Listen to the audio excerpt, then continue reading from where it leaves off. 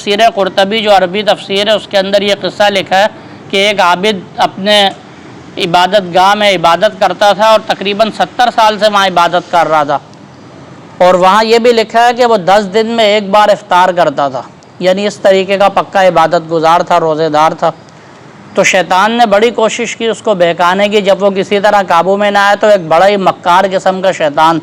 اس نے یہ ذمہ داری اٹھائی کہ اس کو میں بہکاؤں گا۔ اس کے بعد وہ خود بھی ایک عابد اور نیک پارسا کے روپ میں اس کے پاس بیٹھ گیا اور عبادت کرنے لگا،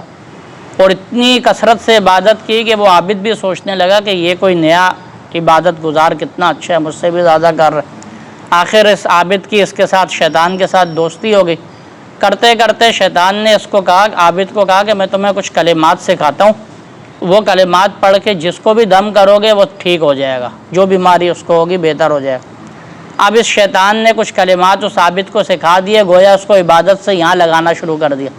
اور لوگوں پہ خود شیاطین کو سوار کر دیتا، اور لوگ آتے کہ میرے سر میں درد، بخار، اس کو پھوڑے، اس کو یہ عابد دم کرتا تو وہ شیاطین ہٹ جاتے، ٹھیک ہو جاتا،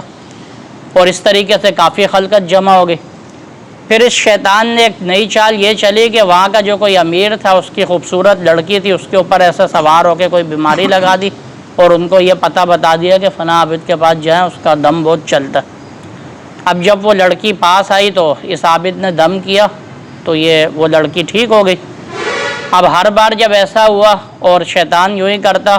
تو آخر ایسا ہوا کہ عابد کو اسی شیطان نے بہکا کے اس لڑکی کے ساتھ زنا میں مبتلا کر دیا۔ ظاہر سی بات ہے کہ عبادت کا نور ختم ہو گیا،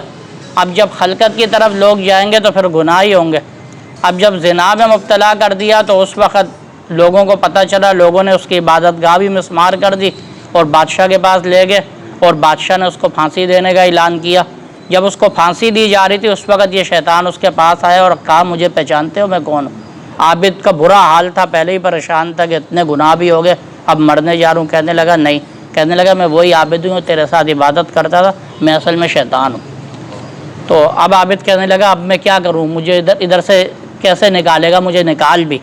تو شیطان کہنے لگا ایک شرط ہے، مجھے سجدہ کر لے، یعنی اللہ تعالیٰ سے کفر کر لے، کافر بن جا، میں تجھے نکال لوں۔ اس عابد نے انتہائی یعنی جو ہراس کا عالم ہوتا ہے، خوف کا عالم، اس کو سجدہ کر دیا، یعنی کافر ہو گیا۔ اور پھر وہ شیطان وہاں سے بھاگا، کہنے لگا کہ میں تو تجھ سے بری ہوں، میں اللہ سے ڈرتا ہوں۔ اللہ پاک فرما رہے ہیں ان منافقین کی مثال بھی ایسی، اور بھی بہت سارے قصے بنی اسرائیل کے اس قسم